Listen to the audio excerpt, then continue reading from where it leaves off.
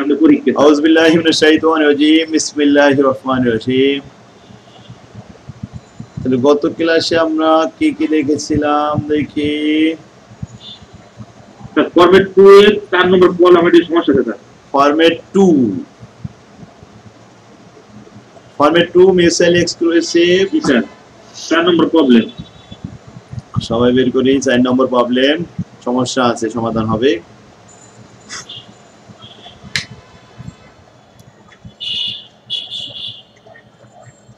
Format 2 চলে আসলাম 4 নম্বর প্রবলেমে চলে আসলাম সমস্যাটা বাইজিত প্রবলেম এনসিও লেখা আছে 1,30,000 টাকা স্যার কথা আসছে না নেটওয়ার্ক সমস্যা এই সাইডে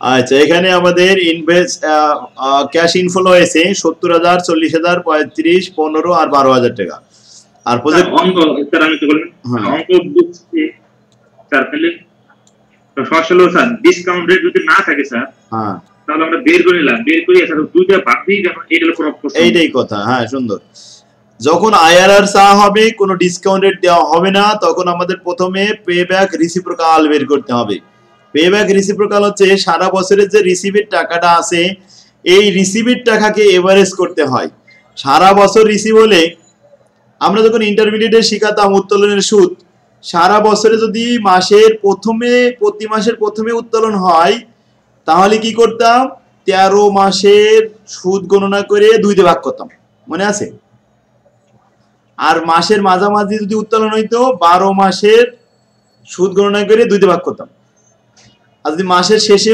উত্তোলন হইতো 11 মাসের সুদ গণনা করে 2 দিয়ে ভাগ করতাম তো 2 দিয়ে ভাগ করতাম কেন কারণ সারা বছরে আছে না এটা এভারেজ করতে এভারেজ মানে 2 দিয়ে ভাগ করে দাও এখন পেব্যাক রিসিপ্রোকাল সারা বছরে রিসিভ হয়েছে এই যে এখানে 5 বছরে রিসিভ হয়েছে টাকাটা এটাকে আমরা ভাগ করব ভাগ করে গড় বানাবো তো প্রথমে আমরা যে ভাগ করে একটা এভারেজ পাইলাম এভারেজ রে কত পার্সেন্ট আসলো 26% আসলো এটাকে এখন হাফ করতে হবে হাফ করলে কত আসবে 13 এই 13% দিয়ে আমাদেরকে নেট প্রেজেন্ট ভ্যালু বানাতে হবে প্রথমে 13% নেট প্রেজেন্ট ভ্যালু বানানোর পরে যদি নেগেটিভ আসে তাহলে আমাদের ছোট রেট নিতে হবে আর যদি পজিটিভ আসে তাহলে আরো বড় রেট নিতে হবে 13% নেওয়ার পরেও নেট প্রেজেন্ট ভ্যালু উত্তরটা যেটা আসছে প্রথমে 3243 টাকা পজিটিভ তাহলে আমাদের এখন নেগেটিভ বানাতে গেলে কি ছোট রেট নিতে হবে নাকি বড় রেট নিতে হবে নেগেটিভ বানাতে গেলে এখন কি করতে হবে বড় রেট নিতে হবে সুতরাং higher rate will be higher discount rate will be আমাদের এই সূত্রটা লেখা হলো তাহলে লোয়ার রেট ডিসকাউন্ট 13% প্লাস এইগুলো বুঝতে পারছি ইনশাআল্লাহ হ্যাঁ এবার পজিটিভ করে দেখা গেছে 13 আর 1 14.25% তার মানে বড় রেট হলো 15 এবার 15% এ আমাদের নেগেটিভ আসছে সুতরাং পজিটিভও পেয়ে গেলাম নেগেটিভও পেয়ে গেলাম হায়ার রেটও পেয়ে গেলাম লোয়ার রেটও পেয়ে গেলাম এবার putting the values in the above formula উপরে ফর্মুলায় মানগুলো এবার বসিয়ে পাই আইআরআর পেয়ে গেলাম 14.42% তাহলে উত্তর পাওয়া গেছে আরেকটা 9 নম্বর এই ফরম্যাটে 9 স্যার 9 নম্বরটা পুরো জন্য বুঝা যাচ্ছে স্যার একটু অন্যরকম মনে লাগে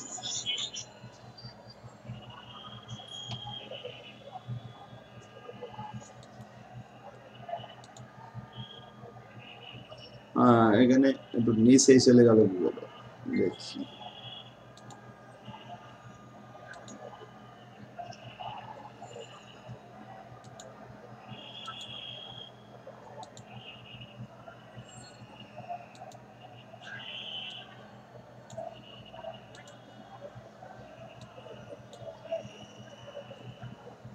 নয়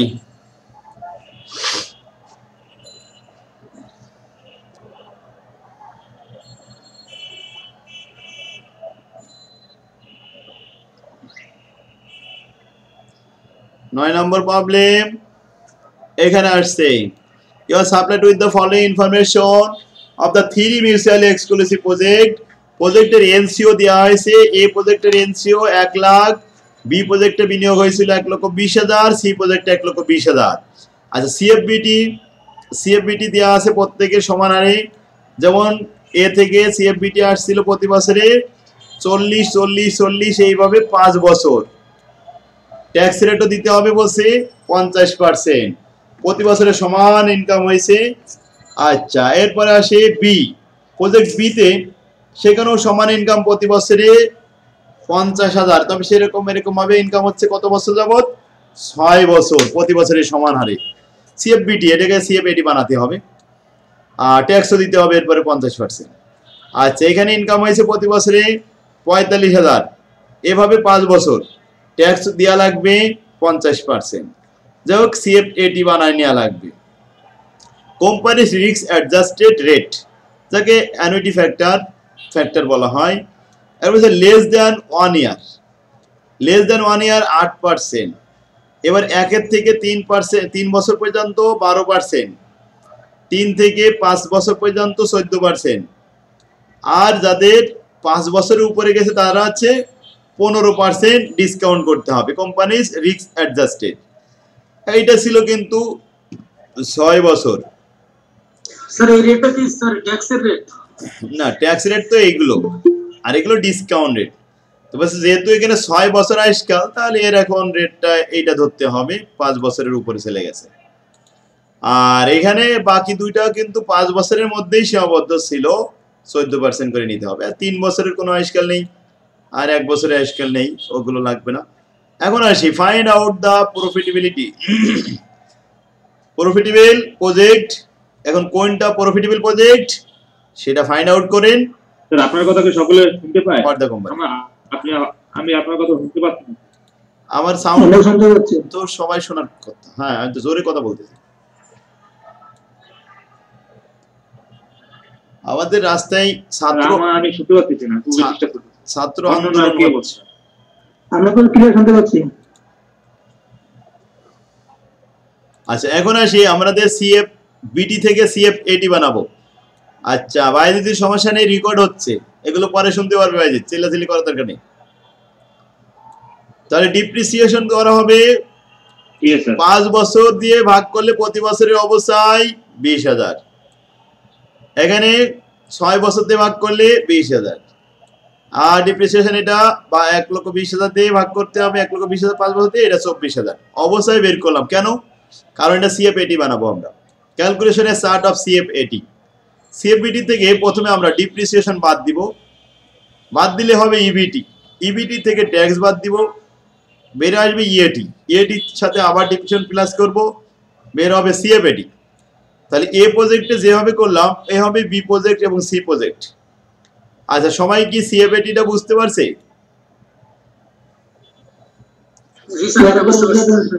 হ্যাঁ, বলছি যে আমাদের এখানে তো ইনকাম গুলো সব সমান ছিল, তাই আমাদের বড় করে আর কিছু করা লাগলো না।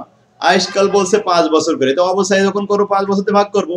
তাহলে আগে আমাদের সিএফবিটি থেকে সিএফএটি দিতে গেলে অবস্থায় লাগবে, তাই অবস্থায়টা বের করলাম। 3টা প্রজেক্টের 3টা অবস্থায় 20,000 20,000 24,000। এবার এই চার্ট অফ সিএফএটি, সিএফএটির চার্ট তৈরি করলাম, বা সিএফএটির চার্ট তৈরি করে যেটা পেলাম সিএফএটি আমাদের ফলাফল এখানে চলে আসলো। ক্লিয়ার? আচ্ছা, এখন আসি সিএফএটি যেহেতু পেয়ে গেছি, আমাদের পেব্যাক পিরিয়ড করতে গেলে সিএফএটি যেহেতু প্রতি বছরের সমান, তাহলে সমান সূত্রে পেব্যাক পিরিয়ড করব। সিএফএটি সমান হলে কেমন হয়? এনসিও ডিভাইড বাই এবারে CFAT. For project A project যদি হয়, এনসিও আমাদের মূল প্রস্থ থেকে দেখে আসতে হবে। এখানে 1 লাখ 1,20,000 1,20,000। আচ্ছা, তাহলে আমরা লিখলাম 1 লাখ ডিভাইডেড বাই এবারে সিএফএটি 30,000 ভাগ করলে 3.33 ইয়ার্স आंसर। প্রজেক্ট বি 35,000, 1,20,000 ভাগ 35,000 3.43 years. Project C sir CFAT টা বেশি এভারেজ স্যার করতে হবে না? এভারেজ 5 বছর দিয়ে 30,000 কে ভাগ দিতে হবে না স্যার? হ্যাঁ, 5 বছর দিয়ে 30,000 কে আর ভাগ করা যাবে না, কারণ প্রতি বছরই তো 30,000। তাহলে 5টা 30 যোগ করেন, 5 3 1.5 লাখ, 1.5 লাখ রে আবার 5 দিয়ে ভাগ করেন, তাহলে আবার 30,000 হয়ে যাবে। এই সেই এভারেজ, ঠিক আছে না? সমান যেটা থাকে প্রতি বছরে সমান থাকে, ওইটাই তো এভারেজ থাকে। 5 বছর দিয়ে কখন ভাগ করতে হয়? যখন 5 বছর যোগ করতে হয়। তো 5টা 30,000 যোগ করেন তো কত হয়? 5 3 1.5 লাখ হয় না? জি স্যার 1.5 লাখ রে আবার 5 দিয়ে ভাগ করে ফেলেন, গড় হয়ে যাক 30,000। ঠিক তো? জি স্যার এখন বুঝতে পারছি সমান হলে আর এরকম ভাগ করা লাগে না। যাক, এখন আমরা যেটা পেলাম, তাহলে এখানে পেব্যাক পিরিয়ড গুলো সব বুঝতে পারছি আমরা। প্রজেক্ট এ বি সি তিনটা প্রজেক্টের পেব্যাক পিরিয়ড পেয়ে গেছি। এবার আসি আমাদের প্রফিটেবল দেখাতে হবে, তো এই জন্য আমাদের এরপরে নিট প্রেজেন্ট ভ্যালুতে আসতে হবে। Net present value total present value of CFAT minus NCO প্রতি বছরের সমান। এখন আমাদের এটা যেটা বলছে যে ডিসকাউন্ট রেটটা নেওয়ার ব্যাপারে,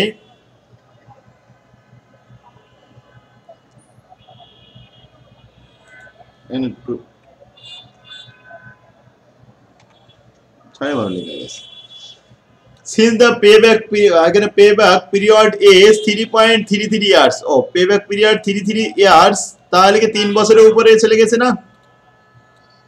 payback 3.33 years, so range of RADR risk adjusted discount rate 3 to 5 years এর মধ্যে পড়বে। 3 to 5 years এখানে আমাদের ছিল, মূল প্রশ্নে আবার আসি, 3 to 5 ইয়ারের রেট কত ছিল ভাই? যে 14%। স্যার 14%। তাহলে আমরা প্রথমটা 14% করে ডিসকাউন্ট করব। ডিসকাউন্ট করে নেট প্রেজেন্ট ভ্যালু পেয়ে গেলাম 2992 টাকা, পজিটিভ ফিগার, ঠিক কি না? আচ্ছা, এবার বি তে আসি। বির উত্তর আসছে 3.45। এটা কোন রেঞ্জে পড়ে?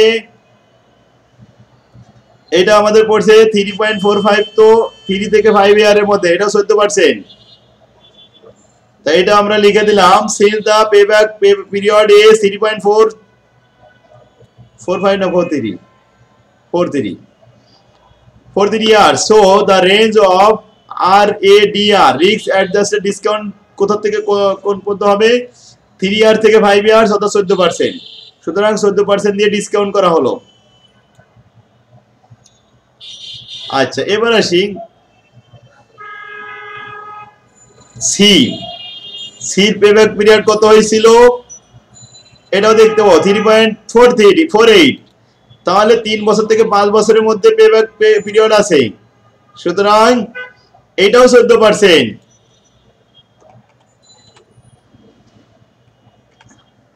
তাহলে 14% করে নেট প্রেজেন্ট ভ্যালু করা হলো। এটা নেগেটিভ হয়েছে।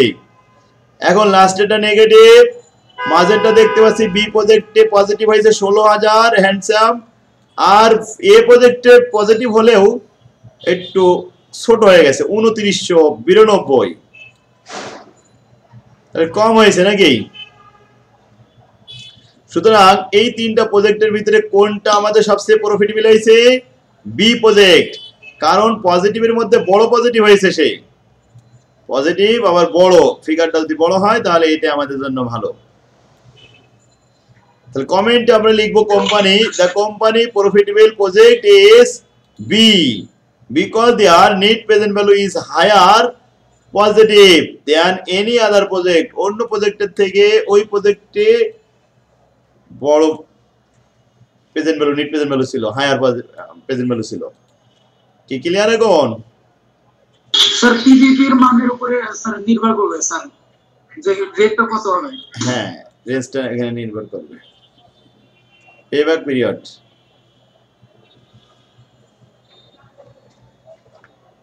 এখন প্রজেক্ট আমরা 3 নম্বর ফরম্যাটে যেতে পারি। 3 নম্বরে হলো রিপ্লেসমেন্ট। রিপ্লেসমেন্ট প্রতিস্থাপন করা, অর্থাৎ একটা মেশিন, একটা ইকুইপমেন্ট ক্রয় করা হয়েছিল বেশ কিছুদিন আগে, সেটা একটু পুরনো হয়েছে। এখন ওই ধরনের মেশিন, মডার্ন মেশিন অ্যাভেলেবেল পাওয়া যাচ্ছে ভালো ফিগারের। এখন যদি আমরা পুরাতন মেশিনটা সরাই নতুন মেশিনটা কিনি, তাহলে কি আমাদের মুনাফা বেশি হবে, প্রফিট বেশি হবে কিনা এটা পরীক্ষা করতে হবে। পরীক্ষা করতে গেলে আমাদের স্টেপ 1 2 3 4 5 6 6টা স্টেপ করতে হবে। তাহলে আমরা চলে আসলাম 1 নম্বর problem. A company bought a machine 2 years ago। 2 বছর আগে একটা মেশিন ক্রয় করা হয়েছিল, ওটা এখন একটু পুরনো হয়ে গেছে। In the meantime, the most modern machine are available in the market। এখন এই ধরনের মেশিন, এই মডেলের মডার্ন মেশিন এখন অ্যাভেলেবল পাওয়া যাচ্ছে মার্কেটে। The company want to examine whether the replacement of the old machine by a new one would be profitable। Company চাচ্ছে পরীক্ষা করতে যে পুরাতনটা সরায়ে ওই স্থানে একটা নতুন স্থাপন করবে। নতুন মেশিন যদি স্থাপন করে তাহলে কি মুনাফা বেশি হবে, এটা কি মুনাফাযোগ্য হবে কিনা, এটাই আমাদের প্রশ্ন। এই প্রশ্নের অ্যান্সার দিতে গেলে আমাদেরকে 6টা স্টেপ করতে হবে। 6টা স্টেপ করে যদি দেখি যে পজিটিভ হয়েছে তাহলে আমাদের মুনাফা হবে। অতএব we should replace the old machine by a new. নতুনটা নিয়ে আসবো, পুরাতনটা সরিয়ে দেবো, এটা আমরা সিদ্ধান্ত নিব।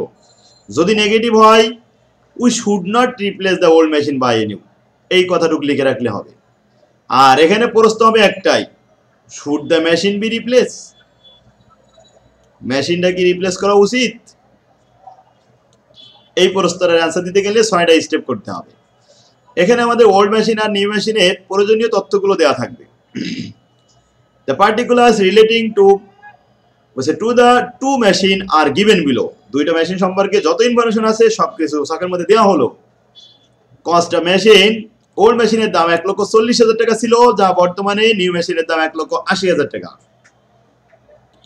বুক ভ্যালু, বুক ভ্যালু 1,00,000 টাকা। এখন পুরাতন মেশিন যেটা নতুন, পুরাতন মেশিনটা কেনা হয়েছিল ওই সময় 1,40,000, কিন্তু অবশ্যই বাদ দেওয়ার পরে এর বুক ভ্যালু এসে দাঁড়ালো কত? অনলি 1,00,000 টাকা বুক ভ্যালু। এবার রিয়েলাইজেবল ভ্যালু নাও, যদি এখনই আমরা বিক্রি করে দিই, এই 1,00,000 টাকা যে বুক ভ্যালু দেখা যাচ্ছে ওটা বিক্রি হবে অনলি 60,000 টাকা, তাহলে লস হবে কত? 40,000 টাকা। স্থায়ী সম্পত্তি বিক্রি করে যদি লস হয় এটাকে বলা হয় ক্যাপিটালাইজেশন লস। আর এই ক্যাপিটালাইজেশন লসের উপরে সরকার ট্যাক্স আমাদেরকে ফেরত দেবে, যাকে বলা হবে গেইন ট্যাক্স। এটা আমাদের সেভ হবে। লাভ করলে যেমন সরকারকে ট্যাক্স দেওয়া হয়, লস করলে সরকার ওই ট্যাক্স আবার ফেরত দেয়, অন্য পারপাসে কেটে নিতে হয়। এখন বলছে রিয়েলাইজেবল ভ্যালু আফটার 5 ইয়ার্স। যদি আমরা এখন বিক্রি না করি, 5 বছর চালানোর পরে যদি বিক্রি করি, তাহলে পুরাতন মেশিনটা ওই 5 বছর পরে সেলভেজ ভ্যালু থাকবে 10,000 টাকা। আর নতুন মেশিন যদি আমরা আজকেই কিনি, 5 বছর পরিচালনা করে 5 বছর পরে যখন আমি ওটা বিক্রি করতে যাবো তখন তার সেলভেজ ভ্যালু হবে 40,000 টাকা। এখন বলছে ওভারহোলিং কস্ট আফটার 3 ইয়ার্স। 3 বছর পরে ওল্ড মেশিনের যে এই যে পুরাতন যে মেশিনটা, ওই মেশিনের বয়স 5 বছর হয়ে যাবে, কারণ 2 বছর আগে কিনেছিলাম। আরো 3 বছর পরে যখন 5 বছর হয়ে যাবে তখন ওটা অ্যাক্সিডেন্ট হবে, তার জন্য ইঞ্জিন করানো লাগবে, নতুন করে গ্যারেজে নেওয়া লাগবে, তখন তার ওভারহোলিং কস্টটা সংগঠিত হবে। আর নতুন মেশিন যদি আমি এখন কিনি তা 3 বছর চলবে, কোনো পার্টসপাতি লাগানো লাগবে না। তো ওভারহোলিং কস্ট ওল্ড মেশিনের জন্য সংগঠিত খরচ 25,000 টাকা। যদি নতুন মেশিন কিনি তাহলে এই ব্যয়টা আমাদের সেভ হবে। দেখুন এখন দেখা যাচ্ছে একটা পুরাতন কম্পিউটার, পুরাতন মোবাইল আপনাদের কাছে আছে। সাপোজ এখন একটু ডিস্টার্ব দেখা যাচ্ছে, 2-3 বছর বয়স হয়ে গেছে, মনে হচ্ছে আর কিছুদিন চালালে হয়তো বা হ্যাং করবে, তখন আবার ফ্ল্যাশ মারা লাগবে, অনেক ঝামেলা আছে। সেটার জন্য এখনই বিক্রি করে দিয়ে যদি আমরা এটা নতুন কিনি তাহলে সেটা আবার আমাদের ফ্ল্যাশ মারা লাগবে না, সেটা আমাদের কোনো খরচ হবে না। এটাকে বলে ওভারহোলিং কস্ট, এক্সট্রা যে ব্যয়। Annual operating cost excluding depreciation, depreciation বাদেই পরিচালন ব্যয়। পুরাতন মেশিনটা তেল খায় বেশি, তাই পরিচালন ব্যয় হয় 70,000 টাকা। কিন্তু নতুন মেশিনটা যদি কিনি তার তেল কম খাবে, পরিচালন ব্যয় কম হবে, অনলি 25,000 টাকা। এখান থেকে কস্ট সেভ হবে 70,000 মাইনাস 25,000, তাহলে এখানে সেভ হবে প্রতি বছরে 45,000। আর অনলি থার্ড ইয়ারের জন্য আরো একটু সেভ হবে, 45,000-এর সাথে আরো 25,000 টাকা সেভ হবে যদি আমি নতুনটা কিনি। তাহলে 45-এর সাথে আরো 25 যদি যোগ করি তাহলে 70,000 টাকা সেভ হবে থার্ড ইয়ারের জন্য, অনলি থার্ড ইয়ারের জন্য। বছর কিন্তু 5টা, তার মধ্যে থার্ড ইয়ারেরটা আলাদা। Cost of capital 18%, tax rate 40%। প্রশ্ন, should the machine be replace? আপনার কি উচিত রিপ্লেস করা? এখন ইয়েস নাকি নো এই প্রশ্নের অ্যান্সার দিতে গেলে আপনাকে 6টা স্টেপ করতে হবে। প্রথমে ক্যালকুলেশন অফ ট্যাক্স সেভিং, আমাদের যে লসটা হয়েছিল ওইখানে ট্যাক্স সেভ হয়েছিল সেটা দেখাবো। Book value of old machine 1 lakh টাকা, আর resale value of the old machine 60,000 টাকা। এতে আমাদের লস হয়েছে 40,000 টাকা। সুতরাং আমাদের ট্যাক্স সেভ হবে 40-এর উপরে 40%, 16,000 টাকা। এই 16,000 টাকা আমরা ট্যাক্স সেভ পাবো। Calculation of NCO, net cash outflow, বাইরে কত গেল? নতুন মেশিন কিনলে নতুন মেশিনের দাম 1,80,000, পুরাতন মেশিন বিক্রি করলাম 60,000, এটা সেভ হলো। আর এদিকে সরকারের কাছ থেকে ট্যাক্স সেভ পাইছিলাম 16,000। তাহলে এই 16 আর 60 76 বাদ দিলে হয় 1,04,000 টাকা এনসিও। 3 নম্বর স্টেপ ডিপ্রিসিয়েশন। এখন নিউ মেশিনের ডিপ্রিসিয়েশন এই টাকাটা আমাদের লাগবে না, 1,04,000 টাকা লাগবে। 1,04,000 টাকা এক্সট্রা আমাদের নতুন মেশিন কিনতে গেতে, যদি আমরা এখন কিনতে যাই তাহলে বাড়ির থেকে দেওয়া লাগবে এটা, আর ওগুলো তো কারবার থেকে সাপ্লাই দাও। এখন আমাদের ডিপ্রিসিয়েশন ওল্ড মেশিনটা নিউ মেশিনের দাম বেশি বলে এটা একটু অবস্থায় বেশি হবে, তাই নিউ মেশিনের অবস্থায় 36, ওল্ড মেশিনের অবস্থায় 20, difference 16। CFBT, operating cost of old machine 70,000, operating cost of new machine 25,000। 70 থেকে 25 বাদ দিলে 45,000 টাকা। তাহলে এটা হলো সিএফ বিটি প্রতি বছরে 45,000 টাকা। আবার বলি, অপারেটিং খরচ ওল্ড মেশিনে বেশি, 70,000 টাকা ব্যয় হয় প্রতি বছরে, আর নিউ মেশিনে ব্যয় হয় অনলি 25,000 টাকা। তাহলে ডিফারেন্স কত? 45,000 টাকা। কিন্তু অনলি থার্ড ইয়ারের জন্য কস্ট সেভ হবে ওই 45-এর সাথে আরো 25,000, তাহলে 70,000 টাকা সেভ হবে। 5 নম্বর step calculation of differential salvage value. Salvage ভ্যালুর পার্থক্য, নিউ মেশিনের সেলভেজ ভ্যালু একটু বেশি ছিল 40,000, সেখান থেকে ট্যাক্স মুক্ত করলাম 1 মাইনাস ট্যাক্স রেট, তাহলে থাকলো 24,000। আর এদিকে ওল্ড মেশিনের সেলভেজ ভ্যালু একটু কম 10,000, সেখান থেকে ট্যাক্স বাদ দিলাম, 40 বাদ দিলে 60 থাকলো, তাহলে 6,000। 24 আর 6 ডিফারেন্স কত? 18 হয়।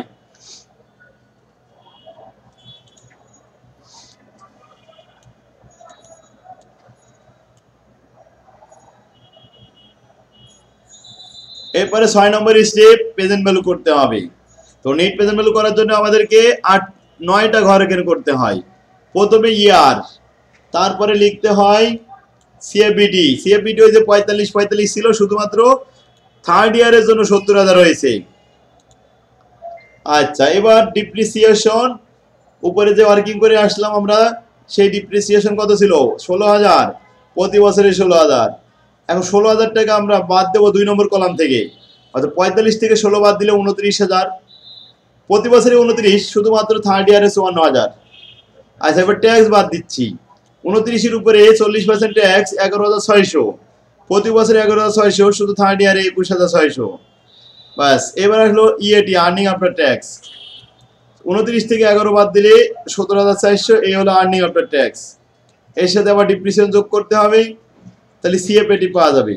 অর্থাৎ এই 17,400-এর সাথে আমরা যোগ করবো ডিপ্রিসিয়েশন কত? 16,000, তাহলে পাওয়া যাবে 33,400। শুধু থার্ড ইয়ার একটু বেশি হয়েছে। এরপরে পি ফ্যাক্টর 18% করে পি ফ্যাক্টর 18% করে পি ফ্যাক্টর যা হয়েছে সেটার সাথে আমরা গুণ করলাম 7 নম্বরের সাথে 8 নম্বর গুণ করে দিলাম, আর 7 নম্বর ঘরের সাথে 8 নম্বর ঘর কলম গুণ করে 9 নম্বরটা পেয়ে গেলাম। এতে আসে আমাদের 28,290, 23,981, এভাবে ফিগারগুলো যোগ করলাম। এই যে স্যালভেজ ভ্যালু ছিল আমাদের যে 5 নম্বর ওয়ার্কিংয়ে, সেই স্যালভেজ ভ্যালু পঞ্চম বছর লাস্ট বছরে দেখায় পি ফ্যাক্টর লাস্টে তাদের গুণ করতে হয়, তাহলে এটা আমাদের যোগের মধ্যে চলে আসলো। মোট ইনকাম প্রেজেন্ট ভ্যালু হচ্ছে 1,21,443 টাকা। এইবার এখান থেকে এনসিও বাদ দিতে হবে। এনসিও বাদ দিলে পজিটিভ থাকে না নেগেটিভ থাকে দেখতে হবে। যদি পজিটিভ থাকে তাহলে we should replace the old machine by a new, তাহলে বাই এ নিউ মেশিন ক্রয় করতে হবে। বিকজ কারণ there net present value is positive, কারণ সেখানে নিট প্রেজেন্ট ভ্যালু পজিটিভ হয়েছে। যদি নেগেটিভ হইতো we should not replace the old machine by a new because their net present value is negative, এভাবে লিখে রাখতাম। কি সবাই বুঝতে পারছে এবার? আলহামদুলিল্লাহ। তাহলে রিপ্লেসমেন্টের অঙ্ক আছে সবগুলো একই রকম, এই 6টা স্টেপেই কাজ করতে হয়। আর যদি আমাদের ছোট ছোট প্রশ্ন আমরা যে ওয়ার্কিং গুলো করেছি ওগুলো চাই, তাহলে ছোট ছোট এগুলো দেখাতে হয়। যেমন calculate the book value of existing machine, old মেশিনে বুক ভ্যালু দেখাও। তো বুক ভ্যালু দেখালাম, কি হবে? ডিপ্রিসিয়েশন বাদ দিলাম, এই 2 বছর পার হয়ে গেছে, ডিপ্রিসিয়েশন 2 বছরে কত হয়? 65 1,30,000 বাদ দিলে বাস 1,95,000 আছে বুক ভ্যালু। এরপরে আবার বলছে কি আফটার ট্যাক্স সেলস প্রসিড। এখন না আমরা যে সেল ভ্যালু দেখালাম এরকম ভাবে লিখলাম, সেল অফ কম্পিউটার কত? 2 লাখ। বুক ভ্যালু দেখছি আমরা 1,95,000, তাহলে গেইন হয়েছে কত? 5,000 আছে গেইন। এবার ট্যাক্স পেইড দিতে হবে 40%, গেইনের পরে ট্যাক্স দিতে হয়, আর লসের উপরে ট্যাক্স সেভ পাওয়া যায়।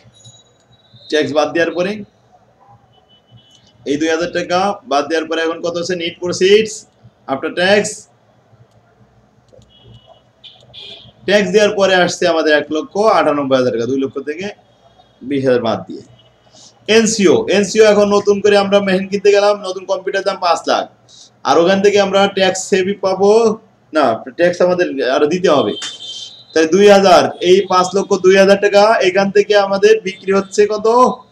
Sell of old machine old computer 2 lakh, তাহলে 3,02,000 টাকা এনসিওতে যাচ্ছে। ছোট ছোট প্রশ্ন এটাও করতে পারি, আর সরাসরি এই প্রশ্ন আসার সম্ভাবনা বেশি। এই যে ক্লিয়ার সবাই? আলহামদুলিল্লাহ। তাহলে আমরা আজকে রিপ্লেসমেন্ট পর্যন্ত শিখলাম, মানে এই অধ্যায় আমাদের শেষ। এই অধ্যায়তে আর অঙ্ক নেই, এই শেষ হলো প্রজেক্ট ম্যানেজমেন্ট আর ফিনান্সিয়াল ম্যানেজমেন্টের। আচ্ছা, ফিনান্সিয়াল ম্যানেজমেন্টের আরেকটা যে ফরম্যাট আছে ওই ফরম্যাটটা আমরা আগামী ক্লাসে করাবো, ওইটাই প্রজেক্ট ম্যানেজমেন্টের 4 নম্বর অধ্যায়। তাহলে আজকে যে অঙ্ক করলাম এই অঙ্ক কার ছিল? ফিনান্সিয়াল ম্যানেজমেন্টের 2 নম্বর অধ্যায়ের 1 নম্বর ফরম্যাট, আর প্রজেক্ট ম্যানেজমেন্টের 2 নম্বর অধ্যায় সম্পূর্ণটা। বাস ওকে। তৃতীয় অধ্যায়ের একটা অঙ্ক স্যার দেখাই দেন, যেহেতু পরীক্ষা চলে আসছে স্যার, বাসায় একটু বেশি